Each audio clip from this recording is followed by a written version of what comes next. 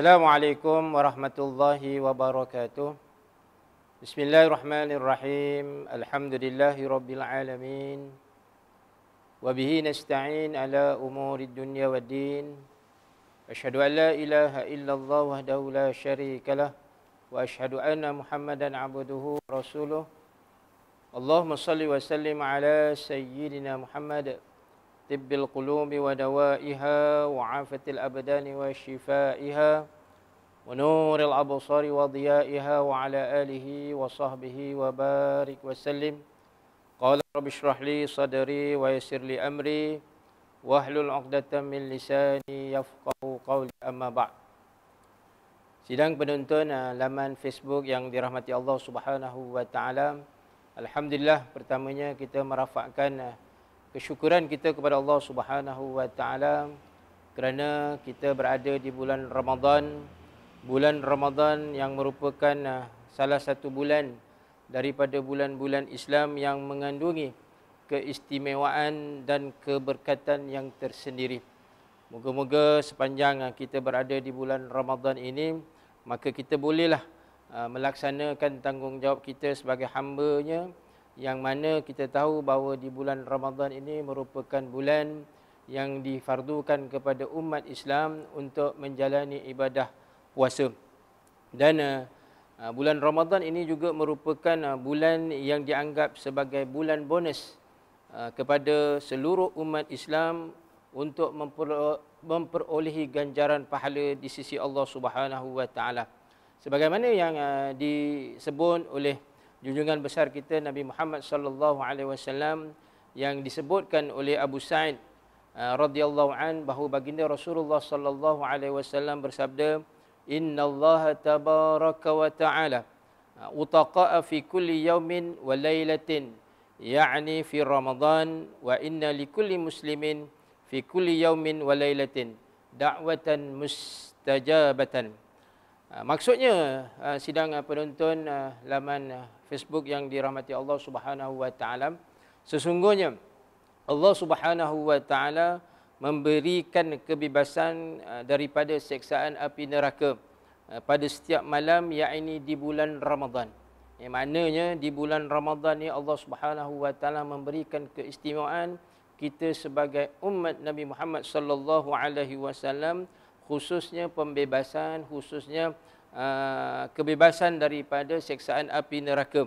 Dan sesungguhnya Allah Subhanahu wa taala, setiap muslim pada waktu siang dan malam memiliki doa yang dikabulkan oleh Allah Subhanahu wa taala. Dan sesuai tajuk ataupun tazkirah pada kali ini berkaitan tentang kelebihan solat tarawih.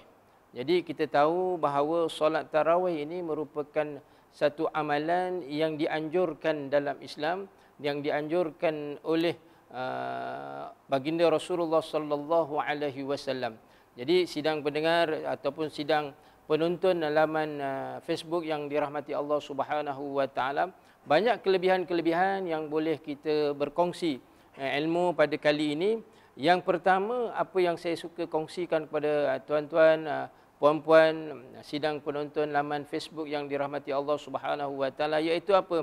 Yang pertama, kelebihan bagi orang yang menghidupkan, bagi orang yang melakukan solat tarawih ini, iaitu apa? Pertama, diampunkan dosa-dosanya yang telah lalu. Inilah dia kelebihan yang boleh kita ambil faedah di bulan Ramadan yang Allah Subhanahu wa taala anugerahkan kepada kita sebagai umat Islam, sebagai umat baginda sallallahu alaihi wasallam. Inilah keistimewaan yang Allah Subhanahu wa taala anugerahkan kepada kita. Jadi perkara pertama yang saya ingin kongsikan kepada sidang penonton yang dirahmati Allah Subhanahu wa taala, iaitu diampunkan dosa-dosanya yang telah lalu. Kita tak tahu berapa banyak dosa kita, ya, kita tak tahu berapa banyak dosa kita yang kita telah lakukan khususnya kepada Allah Subhanahu wa taala. Jadi di bulan Ramadan ini, dengan kita melakukan ibadah ataupun melakukan solat tarawih, nescaya Allah Subhanahu wa taala mengampunkan dosa-dosa kita. Ini harapan kita sebagai hamba-Nya. Hak Allah Subhanahu wa taala iaitu menentukan hukum hakam, tapi kita sebagai hamba-Nya, hak kita sebagai hamba-Nya iaitu kita minta keredaan Allah Subhanahu wa taala, kita minta kepada Allah Subhanahu wa taala agar kita ini diberikan pertolongan, kita ini diberikan keampunan oleh Allah Subhanahu wa taala. Jadi sewajarnya di bulan Ramadan ini khususnya dengan melakukan solat tarawih, nescaya Allah Subhanahu wa taala mengampunkan dosa-dosa kita, sebagaimana saya suka petik sepotong hadis baginda sallallahu alaihi wasallam, an Abi Hurairah radhiyallahu anhu qala, daripada Sayyidina Abu Hurairah radhiyallahu an, katanya, siapa dia Abu Hurairah radhiyallahu an? Salah seorang sahabat baginda sallallahu alaihi wasallam yang nama sebenarnya adalah Abdurrahman bin Sakhrin Ad-Dawsi At-Tamimi. Digelar sebagai Abu Hurairah. Abu Hurairah maknanya apa? Bapak kucing. Inilah sidang penonton yang dirahmati Allah, bapak kucing. Jangan pula bapak ayam, susah kita. Jadi gelaran ini baginda sallallahu alaihi wasallam anugerahkan ataupun berikan kepada Abu Hurairah ini, iaitu Abdurrahman bin Sakhrin Ad-Dawsi At-Tamimi. Apa yang dinyatakan oleh Abu Hurairah radhiyallahu an, kana Rasulullah sallallahu alaihi wasallam yuraghibu fi qiyam Ramadan. Ya, apa yang dinyatakan oleh Abu Hurairah radhiyallahu an adalah baginda Rasulullah sallallahu alaihi wasallam yuraghibu fi qiyam Ramadan, menggalakkan agar menghidupkan di bulan Ramadan itu, min ghairi an ya'murahum bi'azimatin. Maksudnya apa sidang penonton yang dirahmati Allah Subhanahu wa taala? Baginda sallallahu alaihi wasallam menggalakkan kepada sahabat-sahabatnya agar berqiyam, maksudnya mendirikan amal ibadah di bulan Ramadan, ya, tanpa menyuruh mereka dengan kesungguhan, ya. Maksudnya apa tadi? An ya'murahum bi'azimatin, tanpa menyuruh dengan kesungguhan. Maknanya menunjukkan kepada kita baginda sallallahu alaihi wasallam menggalakkan kita menghidupkan malam di bulan Ramadan itu dengan melakukan amal ibadah. Jadi apa yang kita lakukan sepanjang malam di bulan Ramadan, khususnya selepas solat Isyak, kita akan melakukan ibadah yang namanya solat tarawih. Ini maksudnya. Jadi peluang yang Allah Ta'ala anugerahkan kepada kita, kita kena ambil. Ya. Dan kita tahu bahawa solat jamaah tarawih, solat tarawih secara berjamaah ini tidak dilakukan di zaman baginda sallallahu alaihi wasallam, tetapi dilakukan di zaman siapa? Sayyidina Umar Al-Khattab radhiyallahu anhu. Ini dia. Sebab kenapa satu ketika Sayyidina Umar Al-Khattab melihat ada sahabat yang dalam masjid semayang semayang tarawih seorang-seorang. Ada yang menunaikan solat tarawih itu secara berjamaah. Lalu dinyatakan oleh Sayyidina Umar Al-Khattab radhiyallahu an bahawa inilah merupakan bid'ah yang sangat baik. Bermula di zaman Sayyidina Umar Al-Khattab radhiyallahu an melakukan ibadah solat tarawih secara berjamaah. Sampai hari ini sidang penonton laman Facebook yang dirahmati Allah Subhanahu wa taala, diamalkan seterusnya sampai zaman kita ini. Alhamdulillah, moga-moga tahun ini, ya, yang kita jumpa ini, moga-moga tahun di bulan Ramadan ini kita buat lebih kuat lagi, lebih bersungguh-sungguh lagi dalam melakukan ibadah solat tarawih. Kenapa?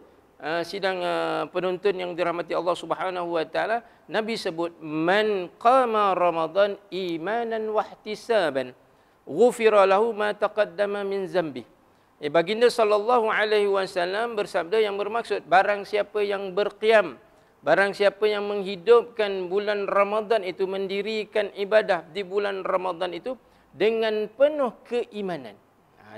Dengan penuh keimanan dan mengharapkan redha. Kita buat amal ibadah ini, kita tunaikan sesuatu perkara yang Allah Ta'ala fardukan, yang Allah Ta'ala perintahkan, yang Allah Ta'ala galakkan kepada kita, kita buat, kita tidak lain, tidak bukan yang amalan yang kita buat, iaitu kita inginkan, mengharapkan keredaan dan ganjaran di sisi Allah Subhanahu wa Ta'ala. Dan Allah Subhanahu wa Ta'ala akan ampunkan dosa-dosa kita yang telah lalu. Inilah kelebihan apabila kita menghidupkan bulan Ramadan dengan menunaikan solat tarawih. Ya. Ada yang buat solat tarawih 8 rakaat, ada yang buat 20 rakaat. Ini dia masalah perselisihan pandangan. Ya, tapi di Johor ini, ya, sidang penonton yang dirahmati Allah Subhanahu wa taala, di negeri Johor ini, mana-mana masjid dan surau, dianjurkan untuk menunaikan solat tarawih sejumlah 20 rakaat. Jadi alhamdulillah sampai hari ini cuma jamaah je lah, ada yang sanggup buat 20, ada yang sanggup buat 8. Siapa yang buat 20 sangat beruntung. Kenapa? Kerana baginda sallallahu alaihi wasallam pernah menyatakan kepada Sa'labah Aslami, seorang sahabat baginda sallallahu alaihi wasallam, yang meminta kepada baginda sallallahu alaihi wasallam agar didoakan untuk dirinya bersama-sama dengan baginda sallallahu alaihi wasallam dalam syurga nanti. Lalu baginda sallallahu alaihi wasallam mengatakan, perbanyakkanlah sujud kepada Allah Subhanahu wa taala. Jadi menunjukkan barang siapa yang rajin menunaikan solat-solat sunat, inilah kelebihannya. Mana insya-Allah dia akan ditempatkan bersama-sama dengan baginda sallallahu alaihi wasallam di dalam syurga nanti. Jadi siapa yang buat 20 rakaat, insya-Allah moga-moga ya, kita insya-Allah moga-moga Allah Taala tempatkan kita dalam syurga bersama-sama dengan baginda Rasulullah sallallahu alaihi wasallam. Ada juga yang mempersoalkan baginda bukan buat 20 tapi baginda buat 8. Ya, kalau kita perhalusi, andai katalah baginda sallallahu alaihi wasallam katalah dia buat 8, tapi baginda buat 8 tu bukan macam kita. Kalau kita buat 8 itu 8 rakaat solat tarawih, mungkin kita ambil surah yang pendek-pendek, surah Takasur, Alhaakumut Takasur. Rakaat yang kedua kita baca surah Ikhlas, memanglah 8 rakaat berapa minit je, tak sampai setengah jam selesai. Tapi baginda sallallahu alaihi wasallam buat 8 rakaat, dia punya konten dia, kandungan yang Nabi buat bukan macam kita. Luar biasa. Maknanya apa yang diceritakan oleh ulama bahawa baginda sallallahu alaihi wasallam rakaat pertama saja selepas Fatihah baginda sallallahu alaihi wasallam akan membaca suratul Baqarah. Makna suratul Baqarah itu bukan satu muka surat. Baginda sallallahu alaihi wasallam menghabiskan suratul Baqarah sejumlah 2 juzuk setengah. Belum lagi rukuk. Ya. Nabi sambung dengan surah Al-Imran. Agak-agak imam-imam kita, agak-agak para jemaah kita mampu tak ikut sebagaimana baginda sallallahu alaihi wasallam? Nescaya kita tidak akan mampu. Bawa 8 rakaat habis satu khatam Quran 30 juzuk. Minta maaf sidang penonton yang dirahmati Allah, kita tidak akan mampu. Tapi inilah gambaran yang dilakukan oleh baginda sallallahu alaihi wasallam. Dan persoalannya juga, kenapa baginda sallallahu alaihi wasallam tidak menunaikan solat tarawih di masjid secara berjamaah? Ini juga ulama-ulama mengatakan bahawa andai katalah baginda sallallahu alaihi wasallam buat di masjid secara berjamaah, nanti sahabat-sahabat beranggapan bahawa perbuatan itu merupakan perbuatan yang wajib. Sedangkan umat akhir zaman, kitalah sidang penonton yang dirahmati Allah tak mampu. 8 rakaat pun kadang-kadang kita di penghujung Ramadan pun kadang-kadang kita tertinggal. Kalau kita nak tengok momentum kita ni, minggu pertama je. Minggu pertama Masya Allah, kita tengok masjid penuh. Sama ada jamaah di kalangan kaum lelaki maupun kaum wanita. Tapi malangnya masuk minggu kedua, minggu ketiga makin susut. Termasuklah minggu terakhir di bulan Ramadan. Makin ramai yang tak dapat menyempurnakan, melaksanakan solat tarawih. Khususnya sibuk dengan persiapan hari raya. Ini gambaran kepada kita. Kembali kepada persoalan kita tentang kelebihan solat tarawih. Pertama, sebagaimana yang saya nyatakan tadi, bahawa Allah Subhanahu wa taala akan ampunkan dosa-dosa kita yang lalu. Ini dia. Ini kelebihan apabila kita melakukan solat tarawih. Yang kedua, sidang penonton yang dirahmati Allah Subhanahu wa taala, apa yang digambarkan iaitu bagi orang yang istiqamah, bagi orang yang sentiasa konsisten berterusan melakukan solat tarawih di bulan Ramadan ini, apa yang Allah Ta'ala akan berikan kepada kita kembali seperti mana hari ibunya melahirkan dia. Maknanya, bayangkan sidang penonton yang dirahmati Allah Subhanahu wa taala, seolah-olah kita tidak ada dosa. Diibaratkan begitu, seperti hari ibunya melahirkan dia.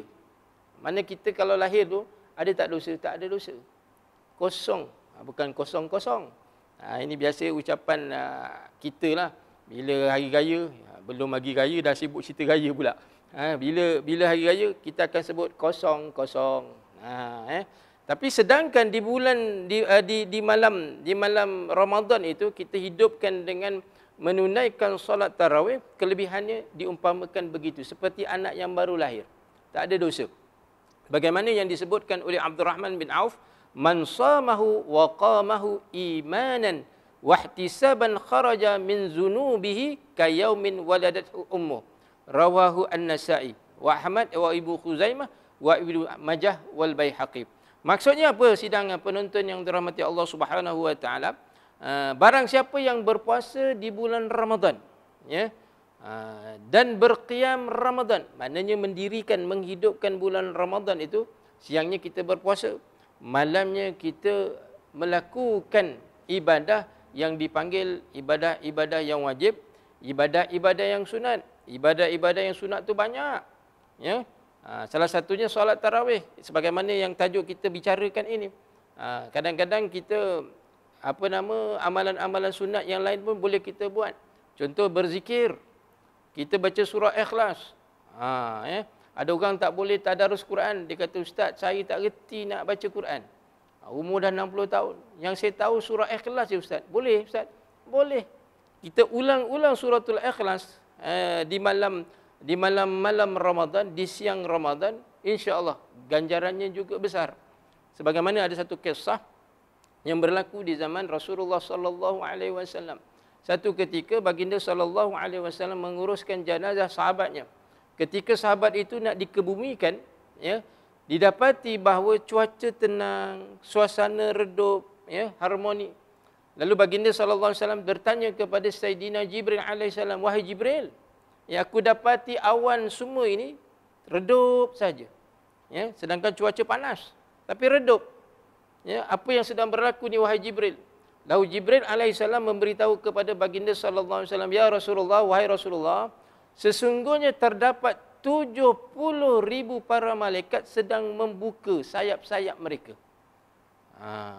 Sedang memayungi sahabat-sahabat yang menguruskan jenazah sahabat engkau wahai Rasulullah.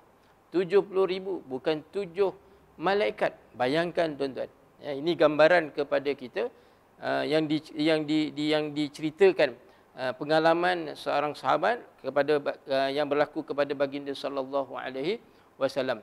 Lalu baginda tanya kepada Sayyidina Jibril, apa amalan sahabat ini? Ya, apakah amalan sahabat ini sehingga didapati 70,000 para malaikat memayungi jenazah sahabatmu ini ya Rasulullah? Ya, maka disebut oleh Sayyidina Jibril alaihissalam, sahabat ini setiap masa dia mengulang-ulangi suratul Ikhlas. Ya, kalau kita ulang surah Ikhlas 3 kali, menyamai 30 juzuk Al-Quran. Kalau katakanlah dia sedar, maksudnya dia 8 jam, dia 8 jam itu sentiasa dibasahi lidahnya dengan menyebut suratul Ikhlas, berapa puluh ribu dia boleh habiskan.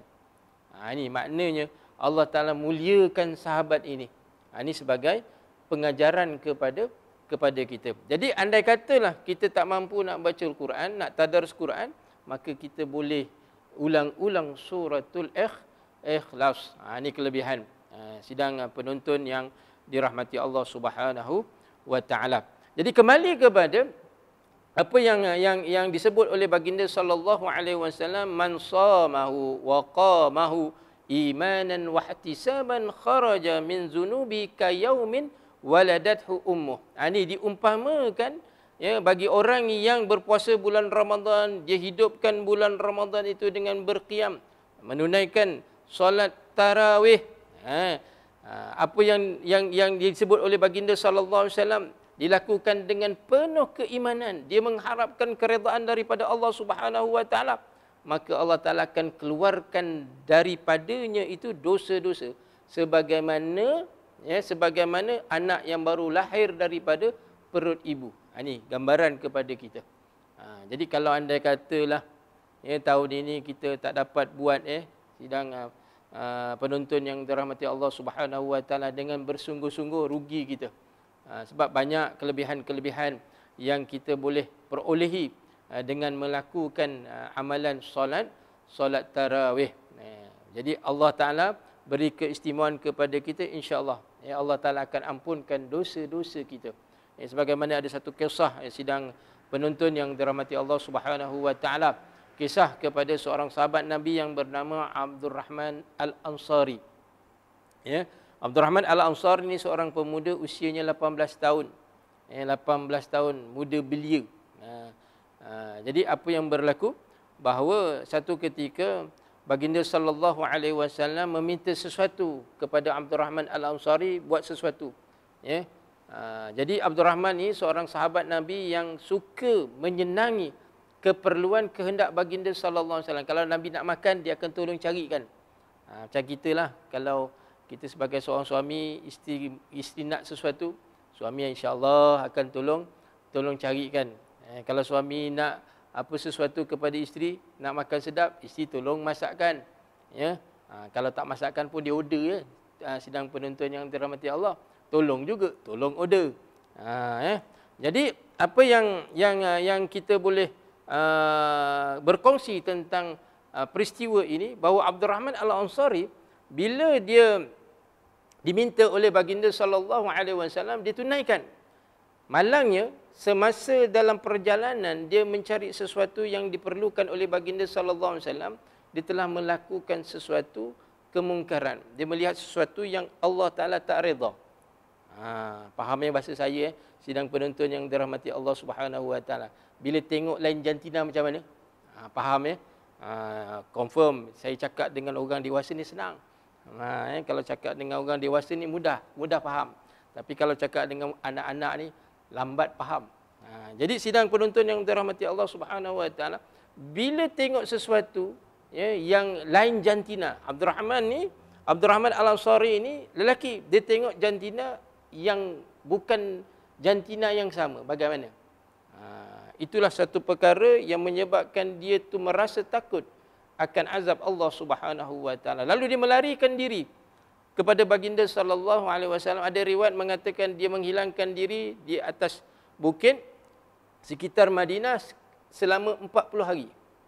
Malunya dengan Baginda sallallahu alaihi wasallam. Dia bertaubat kepada Allah Subhanahu wa taala dan akhirnya Allah Taala terima taubatnya sehingga dia itu meninggal ataupun wafatnya Abdurrahman Al-Ansari di atas ribaan Baginda sallallahu alaihi wasallam. Apa yang istimewanya kepada Abdurrahman Al-Ansari, sewaktu Baginda sallallahu alaihi wasallam menguruskan jenazahnya. Saya nak kaitkan tadi tentang apa? Tentang Allah Taala ampunkan dosa-dosanya. Seperti anak yang baru lahir. Jadi apa yang kita boleh perolehi kisah ini sidang penonton laman Facebook yang dirahmati Allah Subhanahu wa taala, bahawa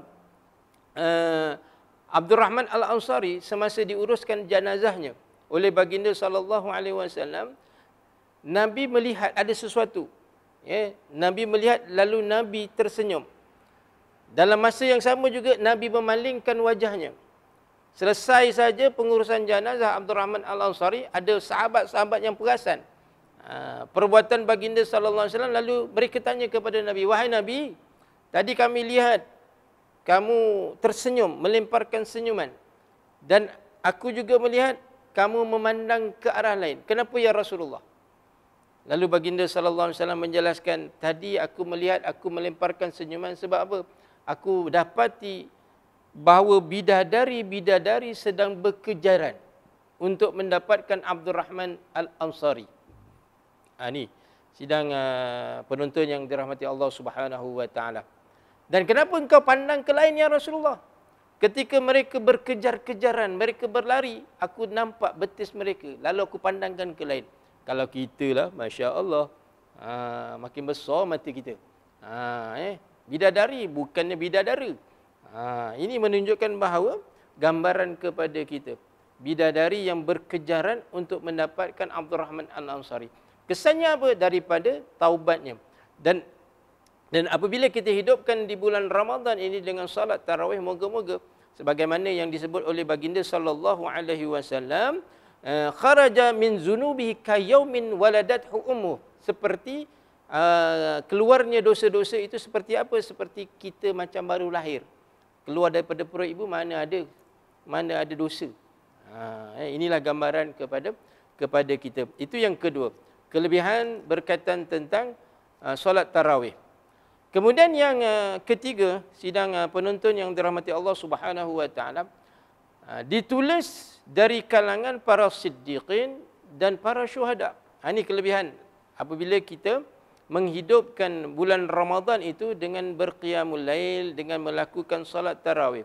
Sebagaimana disebutkan oleh baginda sallallahu alaihi wasallam an Amr bin Murrah al-Juhani radhiyallahu an, qala jaa rajulun ila an-nabi sallallahu alaihi wasallam, ara'aita an syahadtu an la ilaha illallah wa annaka rasulullah wa sallaitu salawatal khamsi wa adaitu zakah wa sumtu wa ramadan wa qumtuhu famimman ana, qala minas siddiqina wasyuhada. Rawahul Bazar wa Ibnu Khuzaimah wa Ibnu Hibban. Maksudnya apa sidang penonton yang dirahmati Allah Subhanahu wa taala? Daripada Amr bin Murrah al-Juhani radhiyallahu an berkata, telah datang seorang lelaki menemui baginda sallallahu alaihi wasallam lalu berkata, wahai Rasulullah, wahai Rasulullah, ara'aita an syahidtu, apakah pandangan engkau aku mengucap kalimah la ilaha illallah dan aku mengatakan sesungguhnya engkau ni sebagai utusan Allah Subhanahu wa taala, wa salaitul salawatil khams, aku ni semayang 5 waktu aku buat ya Rasulullah, wa adaitu zakah, dan aku tunaikan zakat wahai Rasulullah, wa sumtu, aku berpuasa di bulan Ramadan, wa qumtuhu, aku mendirikan, menghidupkan malam Ramadan itu dengan menunaikan solat tarawih. Ini yang disebut oleh para ulama muhaddisin. Mereka mengatakan wa qumtuhu itu menghidupkan, mendirikan di bulan Ramadan itu dengan melakukan solat tarawih. Famimman ana, jadi aku ni tergolong di kalangan apa wahai Rasulullah?